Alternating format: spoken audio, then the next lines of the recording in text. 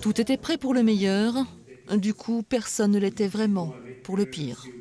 C'est une décision qui était difficile à prendre, on s'en serait passé, d'autant plus qu'on était très optimiste la semaine dernière. Et jusqu'aux petites heures du matin, l'organisation aura tout tenté avant de jeter l'éponge.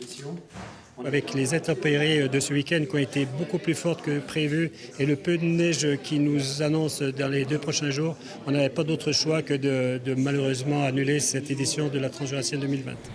Une évidence qui crève les yeux. Difficile d'imaginer 4500 paires de skis patauger ici, dans des paysages détrempés. Bien sûr, l'annulation a un prix, 250 000 € environ pour l'organisation, et bien plus encore pour les professionnels du tourisme qui redoutent, c'est un paradoxe, l'effet boule de neige. À l'orée des vacances, la Darbella glisse doucement vers le chômage technique. Il n'y a plus de neige sur les pistes, plus en nordique, plus en alpin. Et les gens vont commencer à annuler les séjours, ça c'est sûr. Parce qu'en plus il pleut. Des fois il n'y a pas de neige, mais il fait soleil, il fait froid. Et donc on est un peu plus joyeux. Là on commence à être triste en fait. On commence à être triste. Maigre consolation, la douceur hivernale n'épargne personne. En Suède, en Finlande, en Estonie, les courses les plus prestigieuses sont compromises.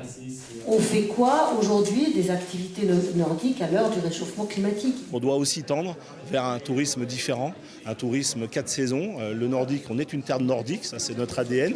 On a des installations pour le faire, on l'a vu avec la Transjeune qui a bien marché, on avait près de 3000 scolaires. Les JOJ, ça fait aussi 35 000 personnes qui sont venues pour voir les épreuves. Barrière à neige, drain pour la pluie, développement durable oblige, le massif jurassien réfléchit à une parade douce pour protéger son ADN et inscrire d'autres noms sur son prestigieux trophée.